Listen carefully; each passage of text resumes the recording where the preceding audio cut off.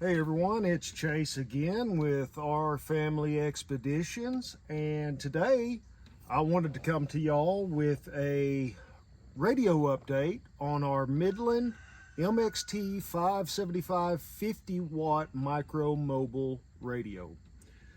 If any of y'all have watched my previous video on me installing it in the Jeep, I originally had mounted it right here on the side of the console.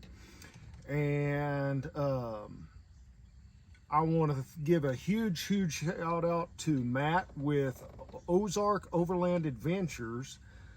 I got to watching some of his videos and he gave me a great idea on trying to relocate the radio where it's not so seen and in the way. Of course, when we're traveling, the wife generally is sitting over here in the passenger seat, and of course she's got a backpack, a purse, and blankets and pillows and all sorts of stuff. So every little bit of real estate we have over here especially is precious cargo. So I moved the radio, and I will show y'all where exactly I moved it to. But I found an awesome place up here underneath the driver's side dash that worked out perfectly for it. And anyway, what I ended up having to do is I bought a Cat 5 extension cable off of Amazon, and I ran it from the radio over here, and I drilled a hole in the dash bottom here. And I purchased a Cat 6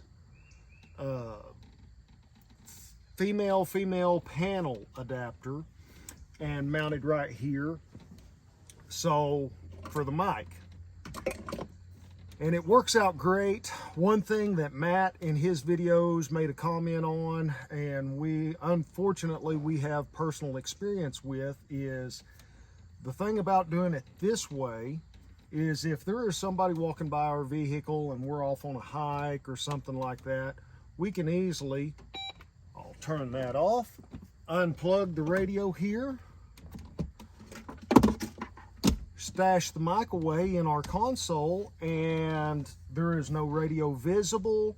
Everything is kind of more or less concealed, and it just helped deter people from hopefully breaking in our vehicle. And so anyway, it's worked out really great. And I want to again give a big shout out to Miss Olivia with Midland Radio Corporation for giving us the chance to give that MXT575 a try out. We love the product. I can tell a lot of difference on the clarity. I love the 275, and I didn't have an issue with it until I purchased the 575. And, or I say purchased, until I received the 575. It seems like I do have a lot better clarity with the 575 radio over the 275 now that I've got it. And now as far as range goes, I can't honestly tell you anything on the range, because living here in the Ozark Mountains, there isn't very many places around here where you've got a good line of sight between all of our molehills and trees and everything. We usually have some pretty good little obstacles that'll break up radio reception. But I will say that I did leave my wife out here one evening, and with our little Midland X-Talker that they also sent us, and I took off in the Jeep, and I was probably about 2 to 3 miles away, and before we started getting any kind of static or where we started breaking up and couldn't understand each other. So in my opinion, especially in these settings, you can't hardly beat that. But absolutely love the setup. I do have this mic mount that I bought, and that is what I'm currently running. I purchased it off Amazon as well. And then, if you could probably see, I did relocate our X-Talker radio mount to this side. That way my wife has her cell phone holder on her side again. So I have had a few questions in the previous video about my antenna setup. So what I'm going to do is I will give y'all a preview of what I done and how I mounted up the MXT575 radio up here underneath the driver's side, and then I will take you out and I will show you the antenna setup that I've got and what I'm currently running. So stick with me.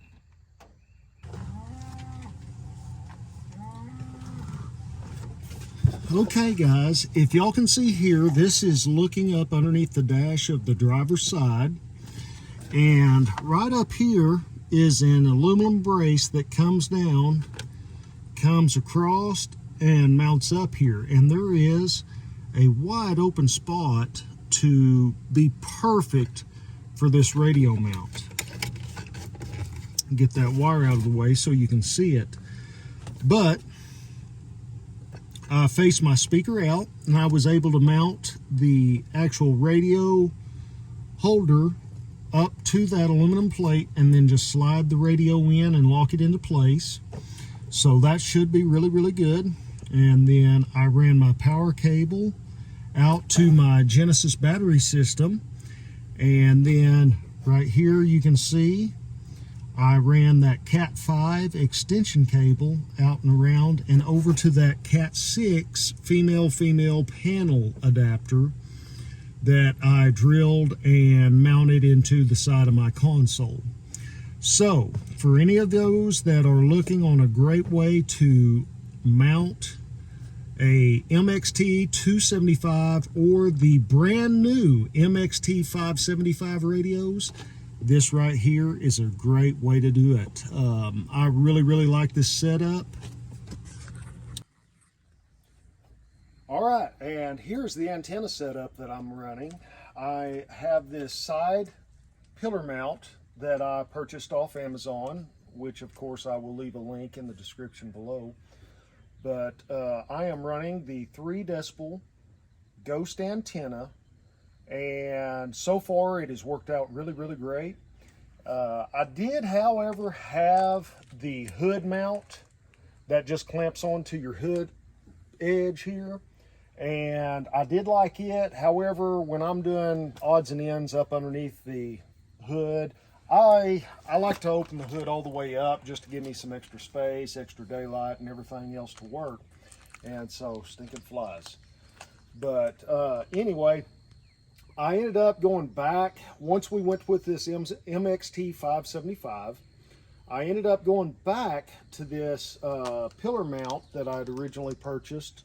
And so far, we're getting great range out of it and everything. One of these days, I probably will be looking at checking out that MXT, I think it's 26A, something like that. They've got a 3-foot antenna that I'm possibly looking at upgrading to one of these days and putting on the rear of the Jeep just to hopefully get a little bit more extended range. But for the way that we use our radios, most of the time we're just riding in tandem with another person, or even if we're on a Jeep ride with other Jeepers, we're all usually in pretty close proximity to one another. So this definitely does more than fit the bill for what we need. But that is the MXT575 radio, my new setup, and the antenna system that we're currently running. So thanks for watching, and as always, please like, subscribe, and if you know anybody that would love to see this video, please share it. Thank you.